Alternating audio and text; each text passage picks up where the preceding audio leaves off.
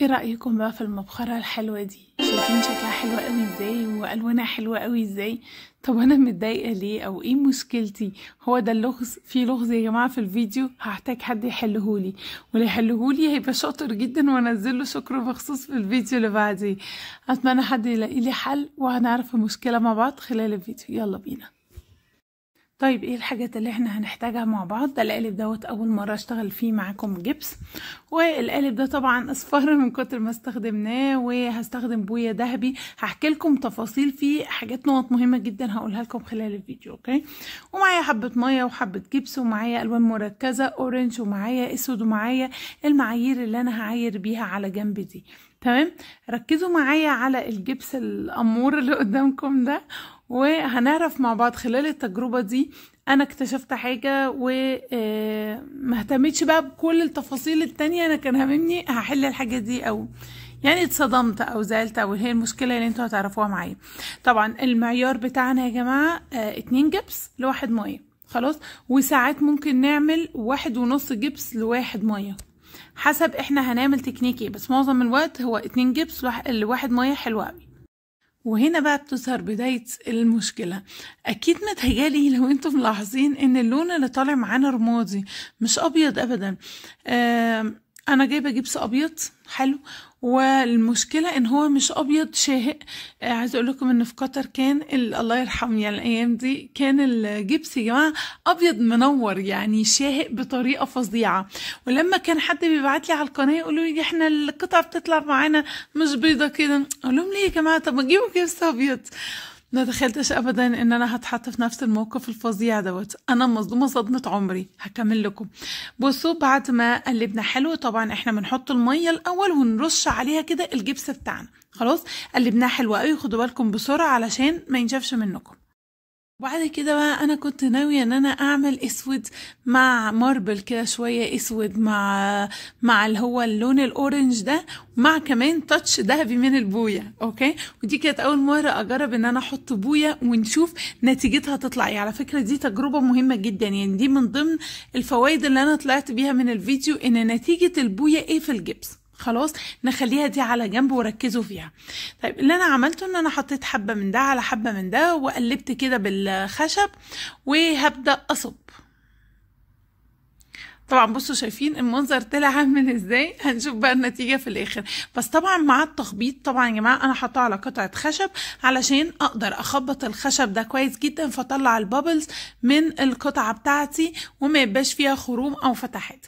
هبدأ اخد بقى كل البواقي اللي موجودة في الكوباية واحطها هنا مع الرج. هتلاقوا ان الاسود طلع معانا لفوق وابتدى ينزل فواتح تحت، عشان كده القطعة مش سودة يعني. خلاص. طيب تعالوا اقول لكم بقى المشكلة. انا يا جماعة رحت ل4 محلات مختلفين عشان اجيب منهم جبس. كل مرة الراجل بيدينا جبس، وحتى جوزي دخل واتأكد، الراجل وداله ان هي شكارة مكتوب عليها جبس ابيض، بس الجبس رمادي مش ابيض، يعني مش ابيض شاهق. فرق كبير قوي زي ما انتوا شفتوا. انا لما حطيت عليه ميه ازاي طلع رمادي. حتى اخر حاجه جبتها نوع تاني، وهو صحيح افتح من الاولاني شويه بس برضو اداني رمادي. هحط لكم صوره على جنب دلوقتي عشان تشوفوا الفرق اللي انا بتكلم عليه. شايفين يا جماعة القطعتين دول؟ القطعة اللي على الشمال جبس من تبوك، القطعة اللي على اليمين جبس من قطر. شايفين ده ابيض ازاي وده رمادي، رغم ان ده افتح نوع قدرت اوصل له هنا في تبوك. اتمنى يا رب من ساكنين تبوك، من اهل تبوك واهل السعودية، حد يساعدني، حد يقولي اقدر اجيب الجبس الفاتح منين، يعني اجيب جبس ابيض منين. طب عندكم حل؟ يعني حد بقى خلاص اللي بره السعودية يا جماعة، عندكم حل او اختراع اقدر افتح بيه الخليط؟ انا عايزه افتح الخليط نفسه، مش بعد ما اعمل القطع اقعد الونها مثلا اكريليك ابيض. ده في تضييع وقت فظيع وفي مجهود، وفي كمان اكيد هيعلي التكلفه معايا. خلاص، فمين عنده اختراع كده او حاجه يفاجئنا بيها، او مين معايش هنا في السعوديه في تبوك ويعرفني اقدر اجيب جبس حلو منين؟ شايفين طبعا القطع، شايفين يا جماعه كل الذهبي طلع فوق ازاي؟ دي بقى الملحوظه اللي عايزه اقولها لكم. الذهبي بتاع البويه كله طبعا انا عجبني النتيجه، خلاص. بس لو انا عاوزه اشتغل ابيض هعمل ايه؟ هو ده اللي مزعلني. الدهبي بتاع البويه يا جماعه طلع كله على السطح، وكمان مسك في القالب. بس مش مسك في القالب ان القالب باظ، لا خالص، انا القالب غسلته وطلع منه البويه وكل حاجه، بس انا قصدي ان هو مسك في القالب وبعد عن القطعه بتاعتنا. طب فين يا ترى الاورنج راح؟ مش عارفه. يعني الاورنج دخل في الرمادي، فاهمين؟ يعني الرمادي فيه بعض الاماكن مصفره. بس اللي انا عرفته، اللي انا طلعت منه الموضوع دوت، ان انا مش هحط بويه ذهبي خالص تاني في الخليط بتاعي. وممكن نضيف بعد كده ممكن ورق ذهب او نضيف الوان ذهبي مختلفه.